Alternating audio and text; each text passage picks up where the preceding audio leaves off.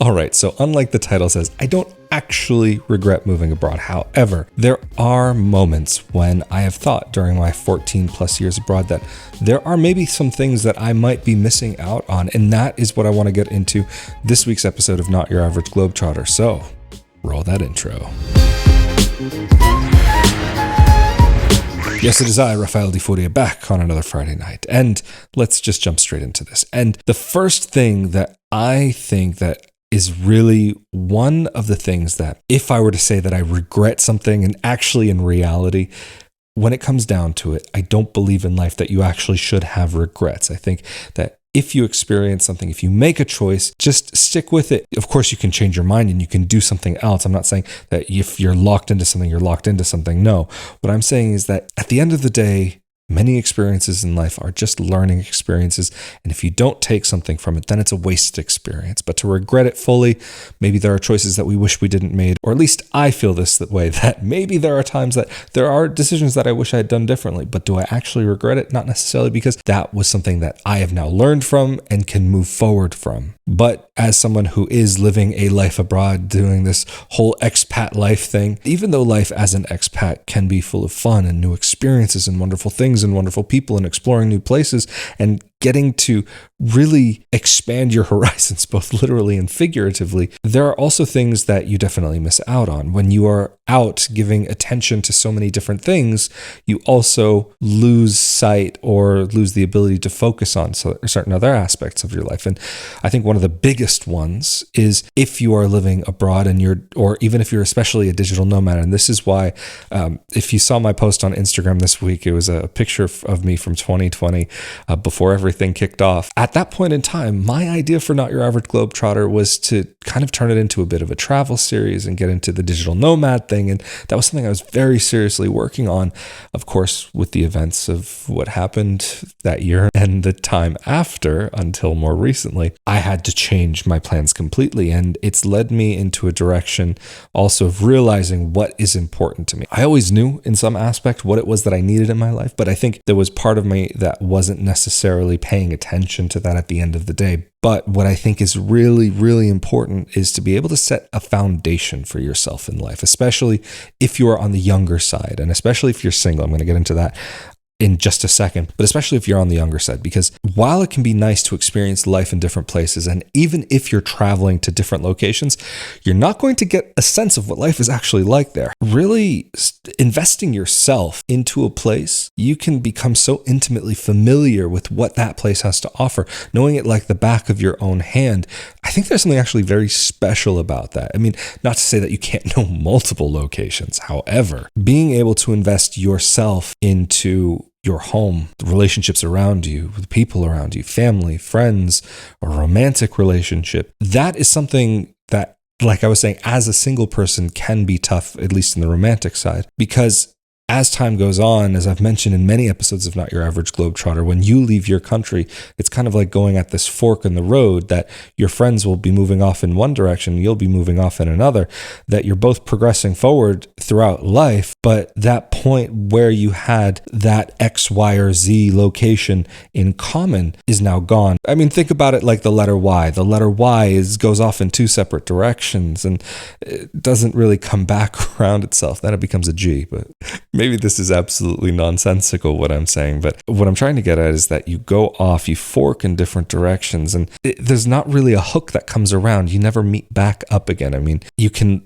have your lives going in parallel, but to meet back up where you once were is never going to be the same as it ever was. When you leave a situation, going back to what it was is rarely ever actually a realistic choice or option. But when you actually have a physical foundation that you can build on in your life and build a home on top of, a physical home, not just the sense of home that you may be able to create for yourself, but actually a space around you and being able to customize it to the way that fits you best and suits you best. I'm not saying that this is something that you can't have as an expat, but when you leave off to another place, this is something that can take a while, both physically and emotionally, to get back to that point where you have that sense of your home, that place where you are living, that place where you belong, where it's truly yours. And so that almost gets into a bit of a fiscal investment of yourself into a place, building up your life, being able to put money on the side and saving it. Moving from one country to another is not cheap. And even if you're not taking things with you, planes or suitcases or this or that, having to rebuy furniture or buy things that you need, like pots and pans. I mean, there have been pots and pans that I've taken from country to country, or even cutlery. When you have to do all of these things over and over again, it really cuts into how much money you're able to put on the side. And I can say, the funny thing is, in my life, the times when I have been able to create some type of savings, if even only minimal for myself, have all almost coincided either with the times that I've chosen to move or had to move because of visa situation or family situation, whatever it may be, and wiped everything out. So that really is something to think about, is what is your goal in life? What are you trying to accomplish by moving abroad? What is it that you need in life? These are very common themes that I talk about very often on Not Your Average Globetrotter, but this is kind of getting a little bit more into the why I talk about them. And that is because when you are going to be in another country, starting out all over again, you have that reinvestment into every aspect of your life, into people, into things, into places, into relationships. And this gets into why I was saying also about even being single. If you are somebody who's moving abroad as a single individual, okay, fine, whatever, passport, bros, all that crap, but going abroad to meet somebody, the love of your life, and hoping to find the perfect person, I think it's a little bit of a joke, to be perfectly honest. Yeah, there are people that do it and are successful. Of course, yes, there's plenty of people that do that. But I would say they're not the majority of people that end up doing that. But as being just a person that happens to be in another country, to create even friendships, there are certain barriers to entry as far as like language go. And striking up a conversation with someone, that just one particular factor alone is the beginning point of so many different friendships and relationships that you may have in your actual life. There are times when being a person who is not of the natural born population of that place, that you may be seen as the outsider, the foreigner, the person from that place over there, from those people, and you may not necessarily have the same ability to integrate as somebody who is from that place. And so that's what I'm also saying, is that not necessarily that even everybody from their own country is going to have that going for them to begin with. But when you are in another country, that's another kind of barrier that you're adding in front of yourself. I'm not saying that it's going to necessarily always be that. And there are many people who actually do socially better in another country. I've been blessed that I've had friendships, like really wonderful, meaningful friendships. And that's something that I'm truly grateful for. But having been in different countries and having been in a number of different places, sometimes those relationships can be difficult to keep up with. I mean, I'm the type of person that, like I've said in so many episodes, I do focus a lot on my work. And so that doesn't necessarily give me as much time as I might like for some socialization that I might be able to kind of participate in. But nevertheless, I still have people that I do consider friends in my life that I'm very grateful to be able to spend time with. And I think that's a really wonderful thing. And of course, depending on where you are, your ability to make friends and people that you have something in common with may differ, of course.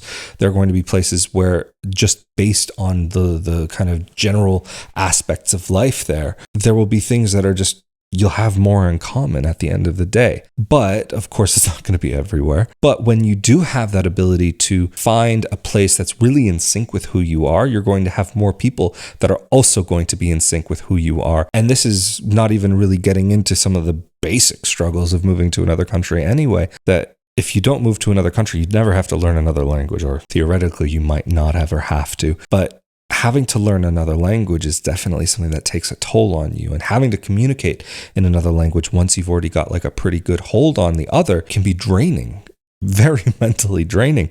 Even if you're at a fluent level or at least conversational, there are going to be moments where you'll go between languages. I know this happens to me as well as many other people, that sometimes just keeping one language straight in your mind and being able to communicate properly is difficult to do at the end of the day, especially switch. I'm the type of person that I can understand what someone is saying in another language, if it's one of the languages I'm familiar with, of course.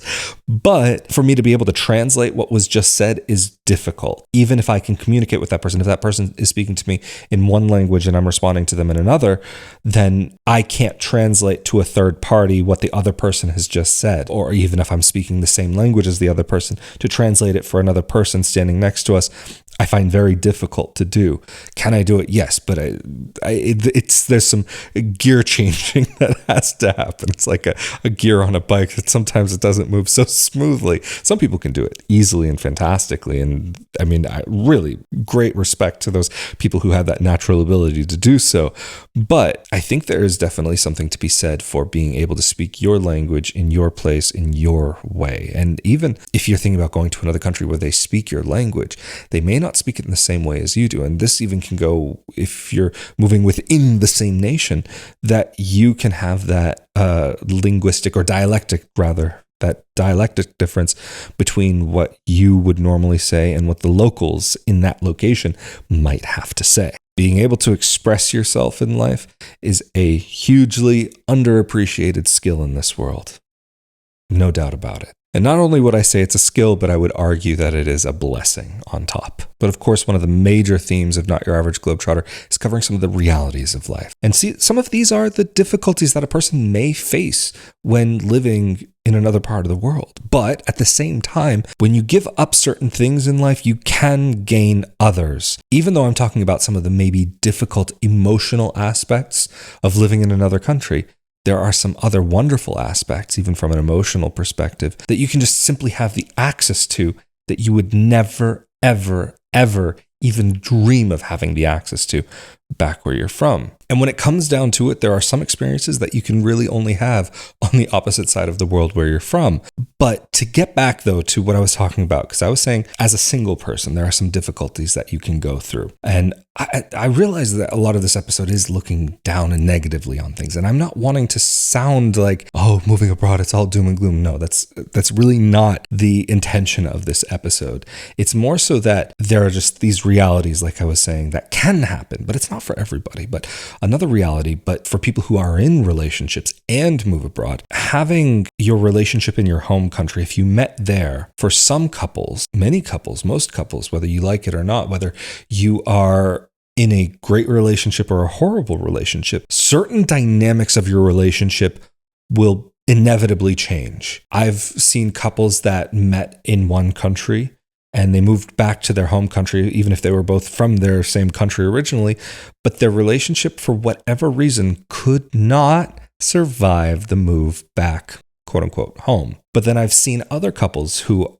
were married and had a life in their country and then moved abroad, and then things broke down. But even then, for just as many couples as I've seen have their marriages break down after moving abroad, I've seen many more whose marriages have actually strengthened abroad. There can be certain things that are really wonderful to experience with someone special in your life. And even though I was talking about the negative side of being a single individual living abroad, there are also some positive sides to that as well. I mean, the ability to get to know other cultures and as a single individual, and maybe even meeting your significant other's parents or grandparents, and getting that type of connection to a culture is something that maybe somebody in a relationship with someone from their own country will never be able to experience. When you are welcomed into a family, welcomed into a community, that is a very different thing when you have a connection to that local community. If you're coming in as an outsider, of course, people are going to be like, who's this person? It's like, should we let them in? Should we not let them in? Even if they're not consciously aware of it, it's human nature that the person that's the other of sorts that I've spoken about before, there's a natural, even if you don't want to admit it, there's this behavior that just is natural to humans where we are not necessarily sure of what that other person may have to offer or what if they are trustworthy. Because, I mean, if you look at human history, for so much of human history, we lived in small little communities where people only had the people around them. Somebody from another community might not be a friendly person. They might not have the same morals, ethics, and values, and that person might not have the same intention for that interaction that you're having together as maybe what you might have for that interaction. And I'm not trying to say that, oh, people from other places are this or that or the other. I'm just saying that even in small places, like within, I'm talking about miles, kilometers of each other. There have been, say, one village was leaning a certain direction on a certain topic or had certain beliefs, and then the next village over had certain beliefs, and so on. That having the people from the outside of your reality, because in that type of life, outside of your town is outside of your reality. You don't fully know what life is like in that place over there with those people. But even now, in this day and age, I would argue very much that the same can be true. Am I saying this is a constant fact of life? No, but there are going to be aspects of life where when you are coming from one place and going to another, people may not necessarily know how you will interact with them because they don't have familiarity with your culture and your way of moving through life. And that's not necessarily something bad. It's just that this is a reality that different people have different ways of looking at life. I mean, even if you're talking to your neighbor, I was actually, the reason why I'm in this room tonight is because I was recording an episode of Not Your Average Globetrotter in here, which is hopefully going to come out soon. And it was had a couple guests come over, but it's neither here nor there. But something we talked about was that even if you are sitting with your next door neighbor and you're seeing how that person, I don't know, puts the butter on their bread, you may think that that person is absolutely insane for just something so minute.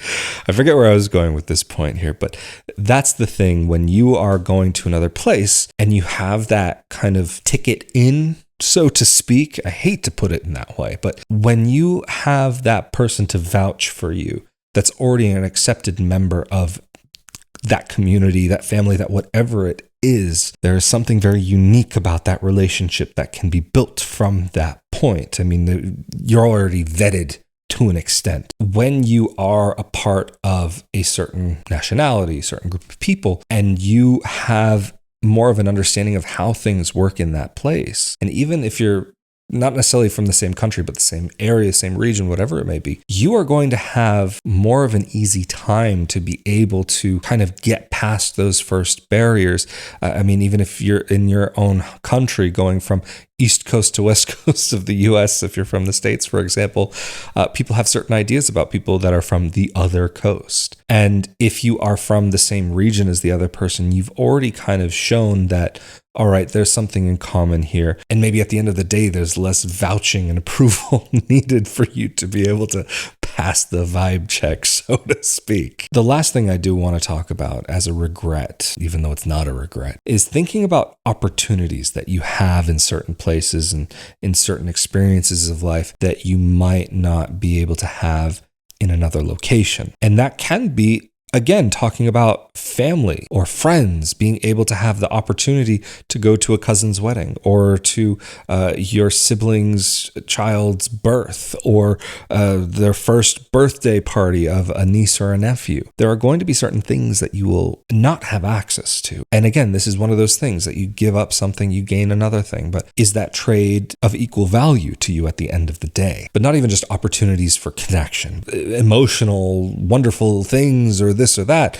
It's also about sometimes even work opportunities that maybe because you are from a place that you have a better understanding of how things work there and you know how the job market works there.